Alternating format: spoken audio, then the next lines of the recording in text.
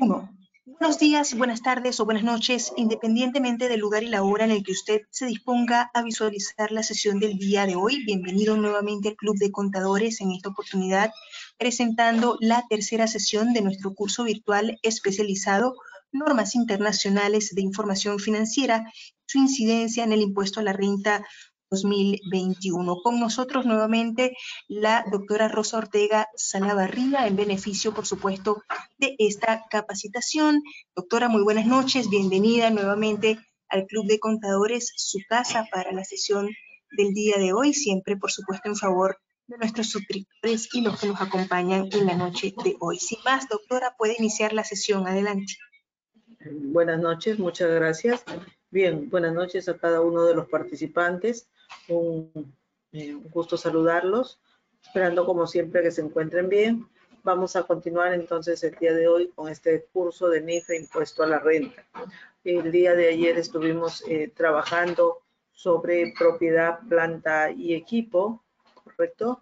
Vimos los supuestos y las condiciones, requisitos, el tema de definición, las condiciones y requisitos para el reconocimiento, luego los criterios para la medición o evaluación, es decir, el costo que se debe asignar, y sobre ello trabajamos lo que es costo de adquisición, también revisamos lo que es costo de construcción y nos habíamos quedado en este punto, ¿no? Respecto de la sesión del día de ayer, el tema de costos por préstamos, ¿correcto? Y habíamos señalado a título de recordaris que en el caso de los costos por préstamos, aquellos que están directamente atribuibles a la adquisición, construcción o producción de activos actos deben calificar como costo, mientras que en otros supuestos, para fines contables, se tratan como gasto. Sin perjuicio de ello, para fines tributarios, siempre en todos los casos, los intereses, ¿no? Los intereses forman parte del gasto, de acuerdo al criterio del devengo. A nivel tributario, bajo ningún supuesto, ningún concepto, deben formar parte del costo computable, ¿no? Si no se imputan a resultados según su devengo. Y hay un tratamiento diferenciado entre lo previsto en las normas contables versus la norma tributaria. Ahora, sobre esta base y sobre lo que trabajamos el día de ayer y lo que hemos revisado, planteamos este caso, ¿no? Este ejemplo, en el cual señalamos lo siguiente, ¿no? Una empresa adquiere un equipo para utilizar en sus actividades y se tienen estos datos, ¿no? Se adquiere un activo por el importe de 200,000 más IGB, se adquiere en el mes de diciembre, la transferencia de control se produce el 21 de diciembre, se sustenta a nivel formal tributario con el respectivo comprobante de pago. Esto es exclusivamente para efectos formales, ¿no? Luego, sobre ello, se dan los siguientes desembolsos vinculados. Hay una comisión que se paga al intermediario que se encarga de concretar la operación de compra, ¿no? Por el importe de 5,000 más IGB. El servicio culmina el 21 de diciembre. Y también para efectos formales se sustenta con el respectivo comprobante de pago. Luego se realiza el desembolso vinculado con la capacitación al trabajador, que va a operar el activo, para que le brinde un uso adecuado. Por el importe de 1,000 más 1,000 soles, el servicio se presta en enero y se sustenta con recibo por honorarios. Y luego, por la adquisición de este equipo que se ha realizado el crédito, se han generado intereses, ¿no? Intereses por el importe de 7,000 soles, el plazo del crédito es 6 meses y se va a pagar el vencimiento del plazo, ¿no? Y la factura que se va a emitir en la fecha de vencimiento. Sobre este caso se solicita efectuar la valoración del activo de acuerdo con la NIC 16 y su incidencia tributaria. Entonces, en primer lugar, no advierte dudas el valor del activo. Por el importe se entiende que cumple con la definición y principio de reconocimiento, por ende corresponde, ¿no?, reflejarlo contablemente y también para fines tributarios como tal, ¿no?, como un activo por el importe de 200,000 soles, el IGB respectivo, que se entiende otorga derecho a crédito fiscal en la medida que cumpla los requisitos sustanciales y formales regulados en la ley del del IGB, ¿no? Y que se va a efectuar el ejercicio del crédito fiscal en el periodo en que se emite el comprobante de pago. Por ello lo reflejamos como un derecho, ¿no? Un derecho por aplicar, un crédito por aplicar. Solo para tenerlo en cuenta, si se tratara, por ejemplo, de un activo que se va a destinar a una operación exonerada, este IGB no podría reflejarse como un crédito por aplicar, ¿no? Sino por el contrario, tendría que integrarse o debería formar parte del costo del activo. ¿Okay? En este caso, se considera que sí otorga derecho a crédito fiscal. Ese es el punto de partida. Ahora, sobre ese activo que se tiene, lo que subyace es analizar cada uno de estos conceptos. La comisión, la capacitación y el interés. ¿Okay? Entonces, respecto de la comisión, veamos o analicemos el tratamiento contable y su incidencia tributaria. ¿Correcto? Recuerden, ¿no? El día de ayer desarrollábamos el criterio para el tema del costo de adquisición e indicábamos que debe formar parte del valor del activo todos aquellos costos relacionados con la ubicación del activo en el lugar y condiciones necesarias para que pueda operar de la forma prevista por la gerencia, ¿no? El lugar y condiciones para que opere de la forma prevista por la gerencia. Entonces, de acuerdo con ello, este es el punto de los conceptos que tenemos que analizar.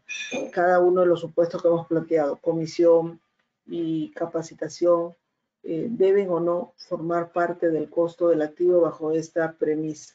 Entonces, sobre ese particular, en este caso, realizamos el análisis en principio de la comisión, ¿no? Entonces, vemos la comisión para el intermediario que ha concretado la operación de compra, ¿no? Contablemente sería costo-gasto y sobre ello también el análisis tributario. Para fines tributarios el análisis coincide con el tratamiento contable o hay un tratamiento diferenciado, ¿no? Entonces aquí, por ejemplo, la comisión para el intermediario que ha concretado, que ha sido necesaria para concretar la operación. Entonces, según lo que estamos revisando y analizando, se entendería que en este caso esta operación, esta comisión, resulta necesaria para que se produzca la adquisición del bien, ¿no? La adquisición del bien, es decir, para que el bien luego se encuentre en las condiciones y ubicación dispuesta por la gerencia. Entonces, bajo esa premisa, bajo ese análisis, ¿no? Deberíamos aquí considerar que debe tratarse como un costo, ¿correcto? Su tratamiento contable debería ser como un costo. Y para fines tributarios, consideramos que para fines tributarios no habría un tratamiento diferenciado u opuesto. Entonces, contablemente es costo y para fines tributarios, ¿no? Se entendería que supletoriamente, ¿no? También debería considerarse como costo. Entonces, ahí pueden ustedes, según el análisis, completar el cuadro que estamos trabajando, ¿no? Ahora, el otro supuesto, capacitación al trabajador para que operará el activo para que le brinde un uso adecuado, ¿no? Recuerden, el supuesto o el punto de análisis es si son costos relacionados para que el bien se encuentre en la condición y ubicación dispuesta por gerencia para su uso, ¿no? Entonces ahí, ¿qué opinan, no? ¿Esta capacitación debería ser costo o gasto? ¿Qué opinan? ¿Qué consideración tienen ahí, no? En ese supuesto. ¿Sería costo o gasto? Podríamos considerarlo como un costo relacionado, vinculado, para que el activo se encuentre en las condiciones de uso y ubicación de acuerdo con lo dispuesto por la gerencia, ¿no? ¿Qué consideración, qué opinión les merece este supuesto? Debería ser un costo, primero la parte contable, ¿no? Debería ser un costo o un gasto. ¿Qué opinan? ¿Cómo deberíamos manejarlo? ¿Cómo deberíamos tratarlo en este caso, ¿no? Miren, lo que debemos observar o tener en cuenta aquí es que lo que se está realizando es una capacitación para que el bien no tenga o digamos el trabajador no lo dañe, no vaya ¿no? a generar una afectación en el bien producto de su mal uso o no darle una buena, digamos, no operarlo correctamente por el desconocimiento respectivo. Pero eso no implica que el activo en sí, según mi entendimiento, según mi comprensión, no implicaría que el activo no esté en condiciones de uso. El activo como tal se encuentra en condiciones de uso. Lo que se está brindando aquí es una capacitación solo para que el trabajador pueda, ¿no? pueda operar ese activo en la forma de vida y con el cuidado respectivo. Entonces, si partimos de ese supuesto, de esa premisa que no es un desembolso necesario para que el activo esté en el lugar y condiciones de uso, consideraríamos o deberíamos considerarlo como un gasto, ¿no? Como un gasto. Este análisis es importante siempre realizarlo. Como les decía el día de ayer, siempre surge, bueno, el tema del buen juicio y criterio profesional que podamos tener y plantear, ¿no? Pero es bueno, ¿no? Identificar los diferentes desembolsos involucrados y analizar cada uno de ellos. No todo en bloque tiene que ser costo, como tampoco no todo en bloque tiene que ser gasto. Habrá que ver, definir según los requerimientos NIF su debido tratamiento, ¿no? Entonces, bajo esa premisa que estamos desarrollando, que se está explicando, deberíamos entender que contablemente es un gasto. Y para fines tributarios, ayer revisábamos el concepto de costo de adquisición, ¿recuerdan? ¿No? Eso lo teníamos aquí.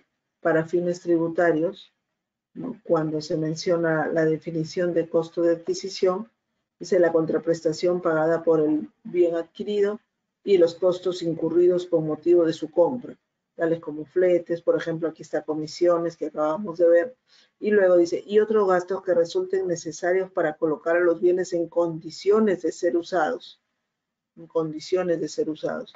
Entonces, apreciamos que no habría una diferencia propiamente con el tratamiento contable y que también para fines tributarios podríamos considerarlo como un gasto, ¿correcto? Ahora, en el caso de los intereses, lo importante aquí en intereses, y como acabamos de revisar, se tiene que validar si se trata o no de un activo apto. Y en el caso de los activos aptos son aquellos que requieren un tiempo considerable para estar listos, ¿no? En este supuesto que planteamos, no ese es el caso, no se trata de un activo apto, pero como no se trata de un activo que requiera de un tiempo considerable para estar listo, el gasto por financiamiento, ¿no? el interés por financiamiento, contablemente se considera como gasto bajo la consideración, ¿no? Bajo la consideración que no es un activo apto, ¿correcto? Y se considera como gasto según debe. Y para fines tributarios es mucho más claro el tema. Para fines tributarios los intereses siempre deben considerarse, ¿no? Para fines tributarios los intereses siempre deben considerarse como un gasto según devengo tributario. ¿Ok? Entonces, ese es el análisis, el concepto que debemos realizar, ¿no? Y la respectiva identificación que se pueda realizar. ¿Correcto? Bien.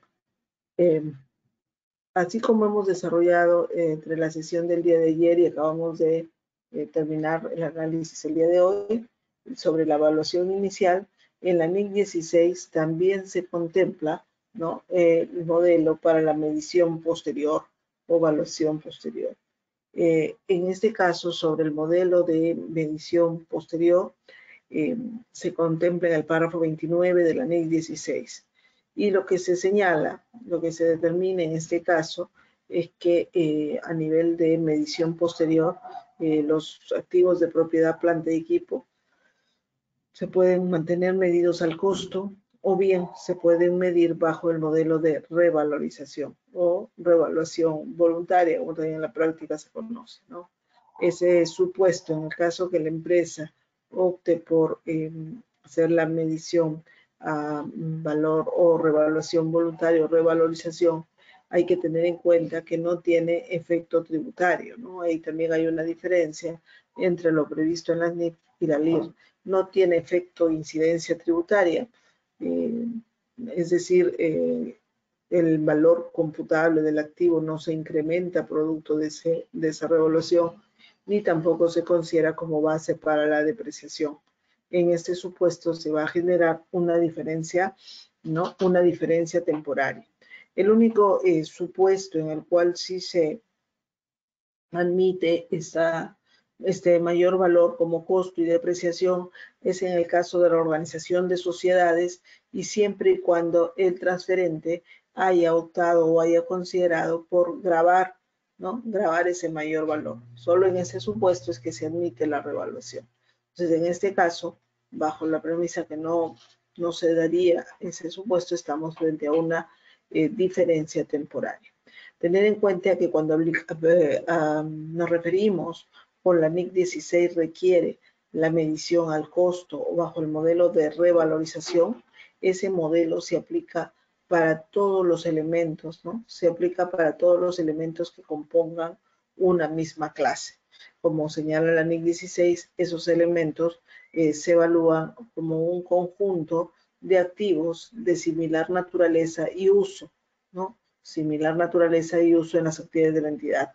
Tipos de ello pueden ser terrenos, puede ser edificaciones, terrenos más edificaciones, maquinarias, equipos, ¿no? entre otros supuestos.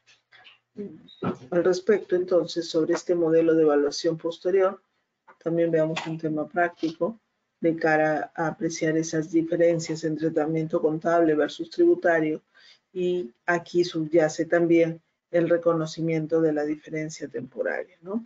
Tenemos el caso de una empresa que tiene dentro de sus activos maquinarias que se muestran al 3 de enero con un valor de 462.000 soles, neto de una depreciación acumulada de 198.000, correcto. A dicha fecha se efectúa una revaluación voluntaria de maquinaria y equipo y resulta un incremento por un importe de 161.700. Entonces, sobre ello, vamos a aplicar la primera opción para asignar los valores de la reexpresión revalorización tanto al costo como a la depreciación, y para ello también debemos tener en cuenta que el porcentaje de depreciación del bien corresponde al 8% anual. Entonces, bajo ese supuesto tenemos el importe bruto en libros y la depreciación acumulada medida al costo, ¿no? Nos dan este dato del importe neto, la depreciación, y determinamos el importe bruto en libros. Luego, sobre esa base, ¿no? Consideramos la asignación de los valores para efectos de determinar el valor revaluado. Entonces, asignamos el importe del incremento de valor a nivel de libros, luego la parte que corresponde a depreciación, y tenemos el incremento neto que, según nos mencionan en el enunciado, asciende a 161.700. Y con ello obtenemos en global el valor revaluado. Ahora, sobre esta base, entonces, contablemente, ¿no? La dinámica implica reconocer ese incremento de valor que no se afecta propiamente a resultados en el momento en que surge, sino forma parte del estado financiero de otro resultado integral, ¿no? Otro resultado integral, porque si bien aquí hay una ganancia, un incremento por incremento de valor, no va aún, o no se reconoce en el estado de resultados, sino en este otro resultado integral, y que a nivel contable, a nivel de reflejo, utilizamos una cuenta de carácter patrimonial. Hacemos el respectivo reflejo contable y luego sobre ello hacemos esta determinación de la diferencia temporaria y el reconocimiento del efecto tributario, ¿no? Tenemos la base contable que incluye el valor de la revaluación, ¿no? Esto es en el momento en que se realiza, ¿no? La revaluación propiamente. Tenemos la base contable y la base fiscal, que es al costo, ¿no? La base fiscal que se da al costo. Y sobre eso tenemos la diferencia temporal.